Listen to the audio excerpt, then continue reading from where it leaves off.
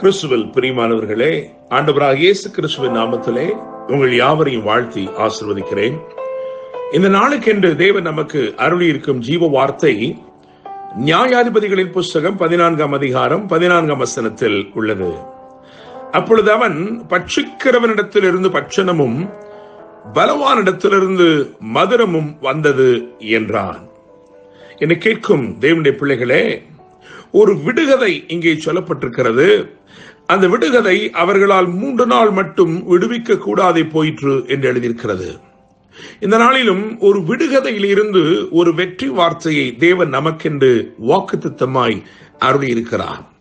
என கேட்கும் தேவனுடைய பிள்ளைகளே, சிம்சோன் என்னும் ஒரு பராக்கிரமசாலியின் அவனுடைய வாழ்க்கையில் நடந்த சம்பவங்கள் அவைகளைத்தான் இந்த 14ஆம் அதிகாரம், 15ஆம் அதிகாரம் மற்றும் 16ஆம் அதிகாரத்திலே எழுதியிருக்கிறது. சிம்சோன் அவன் திம்னாத்தூர் திராட்சை தோட்டங்கள் மட்டும் வந்தபோது ஒரு பாலசிங்கம் கர்ச்சித்துக் கொண்டே அவனுக்கு எதிராக வந்தது என்று எழுதியிருக்கிறது. என்னை கேட்கும் தேவனுடைய பிள்ளைகளே, ஒரு சிங்கம் அவனுக்கு எதிராக வருகிறது, அதுவும் நினையாத இடத்திலிருந்து வருகிறது. திராட்சை தோட்டத்திலே சிங்கத்திற்கு என்ன வேலை என்று நான் சிந்திக்கிறேன். ஆனாலும் பாருங்கள், சற்றும் எதிர்பார்த்திராத விதத்திலே, எதிர்பார்த்திராத இடத்திலிருந்து அவனுடைய பிரச்சனை என்பது கட்சிக்கிற ஒன்றாய் சீறி பாய்ந்து வருகிறது.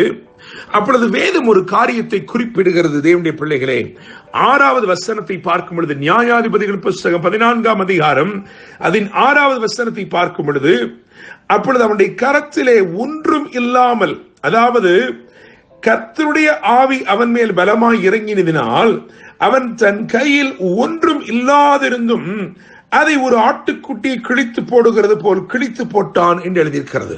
என கேட்கிற தேவனுடைய பிள்ளைகளே, இங்கே நான் ஒரு காரியத்தை குறிப்பிட விரும்புகிறேன். அவன் கையில் ஒன்றும் இல்லாதிருந்தும். என கேட்கும் தேவனுடைய பிள்ளைகளே, இன்றைக்கு ஒருவேளை நீங்களும் உங்கள் கையிலே ஒன்றும் இல்லை என்று சொல்லிக் கொண்டிருக்கிறீர்களோ, ஆனால் உங்கள் கரத்திலே ஒன்றும் இல்லை என்று சொல்லுகிற இந்நாளில் தானே நீங்கள் மகிமையான காரியத்தையும் பலத்த அதிசயத்தையும் நீங்கள் காணப்போகிறீர்கள். உங்களை கொண்டு தேவன் மகிமையான காரியங்களை செய்ய போகிறார். எனவே இந்த நாளை நான் ஒரு சாதனை நாளாக அழைக்கும்படி விரும்புகிறேன். இந்த நாள் நீங்கள் பெரிய காரியங்களை செய்து முடிக்கும் ஒரு நாளாக இருக்கிறது. It's a day of great accomplishments.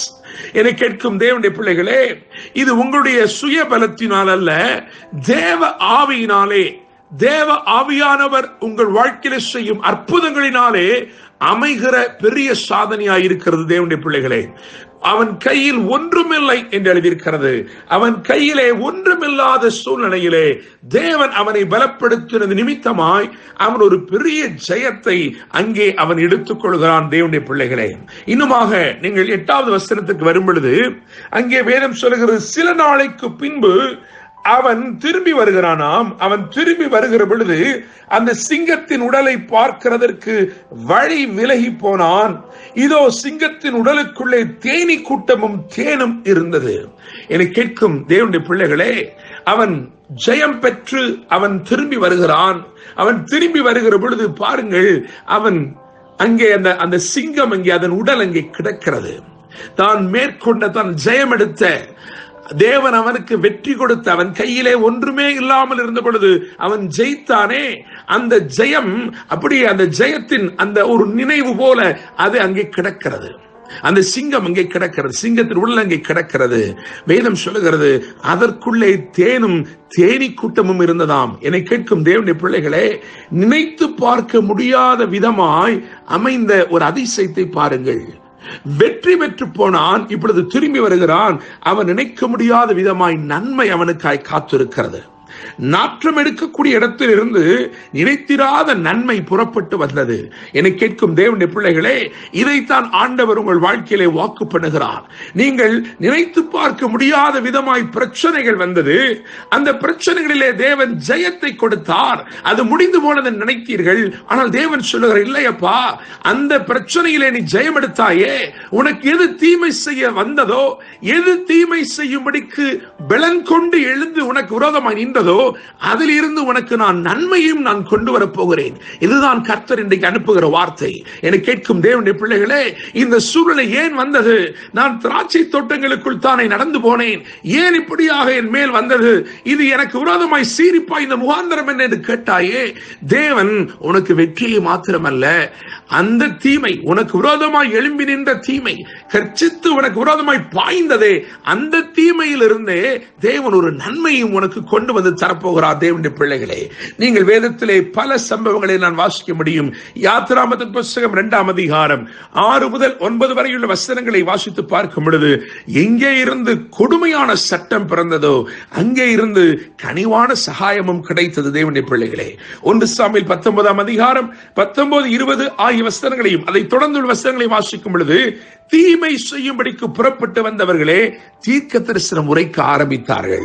இதெல்லாம் தேவனுடைய செயலா இருக்கிறது. தேவனுடைய பிள்ளைகளே, அப்போஸ்தலர் 16ஆம் அதிகாரம் 33ஆம் வசனத்தை பார்க்கும் பொழுது, அங்கே தேவனுடைய வல்லமை வெளிப்பட்டபடியினால் எவன் காயப்படுத்தினானோ அவனே இப்பொழுது அப்போஸ்தலருக்கு காயங்கட்டுகிறவனாய் இருக்கிறான். தேவனுடைய பிள்ளைகளே, உங்கள் சூழ்நிலைகளை மாற்ற தேவன் உண்மையுள்ளவராய் இருக்கிறார். நீங்கள் நினைத்து பார்க்க முடியாத விதமாய் வெற்றியை தருகிற தேவன், நீங்கள் சற்றும் நினைத்து பார்க்க முடியாத விதமாய் உங்களுக்கு நன்மையானதையும் தேவன் பிறப்பிக்கிறார். அந்த நன்மை எங்கிருந்து புறப்பட்டு வருகிறது என்பதை யோசித்து பார்க்கும் பொழுது அது ஆச்சரியமாயிருக்கிறது. இவை எல்லாவற்றிலும் தேவனுடைய கரத்தை நாம் பார்க்க முடிகிறது. இந்த நாளிலே நான் நம்புகிறேன், விசுவாசிக்கிறேன், உங்கள் வாழ்க்கையிலே நீங்கள் நினைத்து பார்க்க முடியாத இடத்திலிருந்து நன்மையை கொண்டு வந்து உங்களுக்கு அருளி உங்கள் வாழ்க்கையை விசேஷப்படுத்தி ஆசீர்வதிக்க போகிறார். என்று அன்புடன் pastor Daniel Moses. God bless you.